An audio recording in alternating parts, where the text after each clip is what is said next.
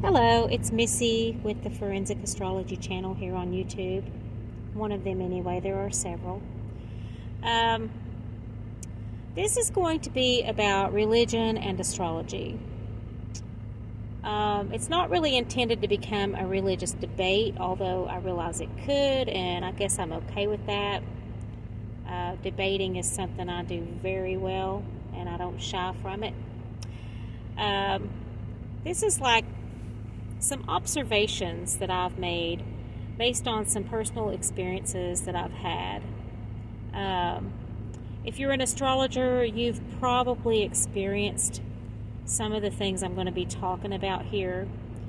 But I'm going to start with 1981. I was about 10 or 11 years old, okay, at that time. Then this story is going to move on to 1985. And then the story is going to move on to about 1987, and then it's going to make another transition into about 1994. So back to 1981. I'm going to be 55 on October the 8th, so I'm 54 right now. So I've been studying astrology since about the age 10 or 11. I began to study astrology because I became concerned about child predators. I began this study with someone that I knew that was well versed in astrology, and I asked them, is there any way to see these things in a child's chart and warn the parents so the parents may protect their child from child predators? And the astrologer I was talking to said, yes, there is a way. So I was like, okay, take me to your leader.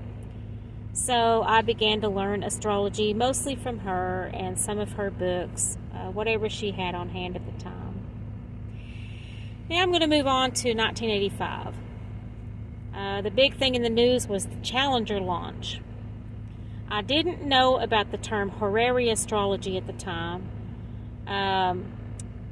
The astrologer that was teaching me at the time just told me if I wanted to know about a prospective event, to do what's called an event chart, which is the same thing as a birth chart, only instead of a person, you're doing the chart for an event. So when I first heard about the Challenger project, I felt like a feeling of dread. Something just came over me that I can't explain. So I did an event chart for the prospective date that it was supposed to launch. If I'm not mistaken, it didn't actually launch on that date, the first date that I heard about. But it was the first day I heard about it, and so I went with that date, okay? And when I did the chart, it looked really bad. In about 5 minutes, I concluded it was going to be a disaster. I went to my dad. He was a sweet, wonderful Aries dad, and we got along great. And I told him that I wanted to write to NASA. I know I was very young and naive at the time, maybe 15, and let them know what I found in astrology and ask them to push the date forward into the summer. My dad was like, you're having enough problems fitting in at school. I don't want you to talk about this. I don't want you to take any action. I just want you to be a normal teenager and worry about normal teenage things. I'm telling you this because I love you. I'm just trying to protect you, that sort of thing. He was like, just try to forget this and move on. And he was also like, I know you know what you're talking about. I believe everything you're saying. But if you turn out to be right, this place is going to be a media circus. We could even have government agents knocking on your door wanting to question you, how you know these things. Because you got to admit this is unusual. And I was like, yeah. And he said, if you're wrong, you're going to be a laughing stock. It's just too much risk. So I agreed to keep my mouth shut, but I had already told a few friends at school what I thought was going to happen and why.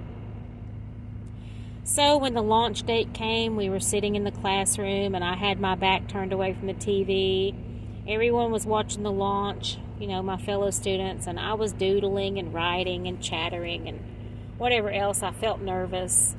And somebody asked me why I wasn't interested in watching the launch, and I said, because I know that some people are about to die needlessly because nobody wants to listen to me. Nobody wants to listen to astrologers. Of course, at the time, there were probably more astrologers than me speaking up. They were probably older adults or whatever, but I think I heard about that later. But of course, I didn't know those people or anything, but there were other astrologers that were saying the same thing. A few moments after the explosion happened, I guess you could say I got a few weird looks at school after that. Rolling forward, 1987, I'm in college. One of the girls that was in class with me during the Challenger explosion came to me and asked me to do her baby's chart. Now, who am I to say no? Nobody, right? You know I'm not going to say no to that. So I did her child's chart, and immediately alarm bells and red flags. I told her that her son was going to be coming into contact with a predator, and I told her it would be a religious setting, and most likely a religious person was going to be the predator. Basically, my advice to her was I wouldn't send him to Sunday school. I'd keep him in the auditorium with you during Sunday school. Don't even let him go to the bathroom alone at church or any religious events, Boy Scout meetings, because those are often held in church buildings. Anything that takes place in or around religion or church, because there will be a predator in your midst. She asked me when. I said between the ages of 6 and 10, most likely around the age of 8. At the time, his progressed sun was coming into conjunction with some really toxic planetary alignments that were already in his natal chart, and it was going to be made worse by some transiting planets that were going to be piling up in these areas of his chart at around the age of 8 years old, along with the progressed sun. So, around 1994, one of the Sunday school teachers at their church was caught behaving inappropriately with the boys in what would have been this child's Sunday school class, and they were all around the ages of 7 to 10. My friend's son, of course, was not in that class. He had been in the auditorium with his parents during Sunday school. All these months this was going on. I heard this went on for maybe a year downstairs in the Sunday school classroom. Just maybe within 100 miles of where I was living at the time, which was Knoxville, Tennessee. So I received some communication from her in around 1994 detailing what had happened, and I'll be honest, I was shocked that she even followed my advice. I was even more shocked that her husband followed my advice. They were very religious people, and the religious group they were with very hostile towards astrologers. Okay? I regret that I was not able to help the other children, but I didn't know their parents. I didn't know anything about the church. I didn't know where they were going. Like I said, hadn't talked to her in years. And I had forgotten about it, actually. And she contacted me to let me know what happened. You know, to let me know that I was right about what I had predicted. So basically, I was able to use astrology to help protect a child from a child predator. But I feel like I can't take the credit. I credit the parents for taking my advice. In my opinion, they are the true heroes in the story. I was just a noodlehead full of astrological thoughts with a pencil, a piece of paper, and a compass. Okay? This was long before you could generate an astrology chart using a computer program, by the way. It had to be done by hand back then. You had to use an ephemeris, okay? Because you couldn't use a computer to generate a chart. If you could, I didn't have access to a computer. Didn't have a computer in my home until about 1994. So anyway, so it was just me and about 5 years worth of astrology knowledge and study. So this put a lot of thoughts in my mind, you know, and I've offered to help people find missing family members on a volunteer basis, of course. And I've given them background stories like this one to let them know astrology can be effective for helping to find a loved one or even finding the killer of a loved one. And I have done that also using astrology. And I share this story with them to let them know that, I was able to protect a child from a predator using astrology. And y'all, you know what they come back with sometimes? Not all of them, but some of them. They come back with Old Testament scriptures that aren't even relevant, okay? Because, if you're a Christian, the New Testament is your text. The Old Testament was written for the Jews. Now, I'm not bashing people of the Jewish religion. I'm not here to bash anybody's religion. I'm just saying, Christians, New Testament. Jews, Old Testament. So they come back with Old Testament scriptures. They want to throw those at me. They come back with a no, okay, based on their religious beliefs. They don't want to cooperate with me. They don't want to give me birth data, birth time, birth date, birthplace, so that I can work with that information to try to help them find their loved one or whoever took their loved one or whatever. And some of them even go so far as to chastise me, warn me about the peril of my soul, and basically insinuate that I'm going to hell for helping to protect children against predators. So then I'm like, okay, so what do you think is better? Letting an astrologer tell you how you can protect your child from a church predator or any other predator? Or offering your child's body up to a predator because you fear an astrologer more than you fear a predator getting a hold of your child? I'm going to say that again. What do you think is better? Letting an astrologer tell you how you can protect your child or even help find your child if they're missing, right? Or protect them from a predator at church or some other place, or offering up your child's body to a predator because you fear an astrologer more than you fear a predator getting a hold of your child. You know what bothers me the most? Most of them don't even answer. My dad always said, not to decide is to decide. Not to decide is to decide. So these people put their religious beliefs above the safety of their own children. Are children not a heritage from the Lord? Then aren't you supposed to protect them at all costs? Do you believe that, God would condemn you for protecting your child? No, He would not. You're either going to take a stand for your child or you're not.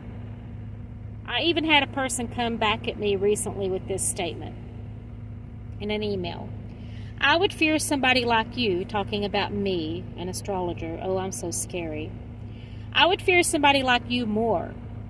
If my child fell into the hands of a predator, I would just have to accept it as God's will. I almost puked saying that. I want you to know. I almost puked saying that.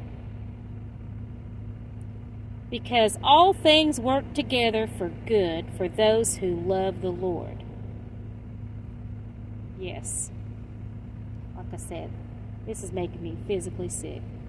And because I know that God wouldn't want me to listen to somebody like you because you are an abomination. So I'm more of an abomination than the guy downstairs that wants to get a hold of their kid. I'm more of an abomination than the person who has already taken someone's child.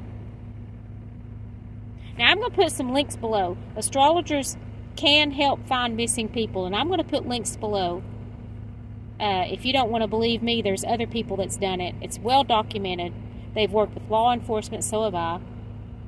But I'm just saying, if I had a missing child, first thing I'd be doing, I'd contact somebody like Kirsty McIntosh.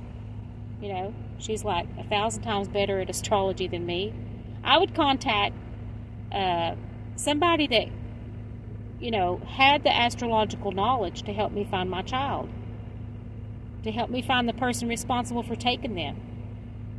And if anybody wanted to condemn me for it, I'd say, children are heritage from the Lord, and I'm going to protect my heritage. Okay?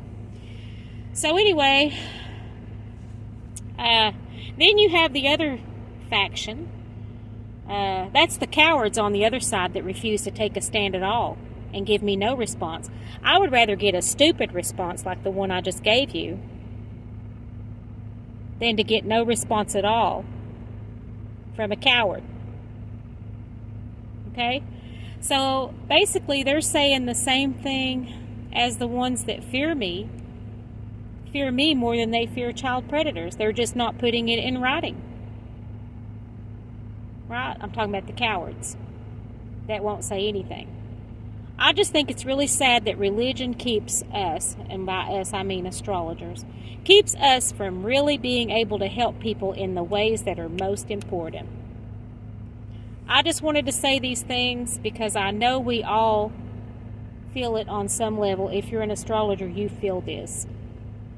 You've been insulted, you've been condemned, you've been told you're an abomination, you've been fed a line of crap all your life about this astrology and Bible business and scripture business. Okay? And it's all from the Old Testament, which is not even relevant really that much for Christians. I'm not trying to stir up a big controversy. A small one would be okay. I'm just saying, here's some food for thought. That's all. What's more important? Your child or some outdated religious beliefs that are not even applicable today, that are not even relevant today, that are not even in the New Testament anywhere. So, these are the kind of thoughts I have as an astrologer. And, there's been cases that I've really wanted to help with and I couldn't because parents didn't want to cooperate because they've been taught that astrology is a sin and all other kinds of baloney. Okay? But anyway, these are just my thoughts right now. So if you have any questions or anything, you can email me or you can leave them below. And I really appreciate your time. I appreciate you listening to me and giving what I had to say some consideration. Thank you so much.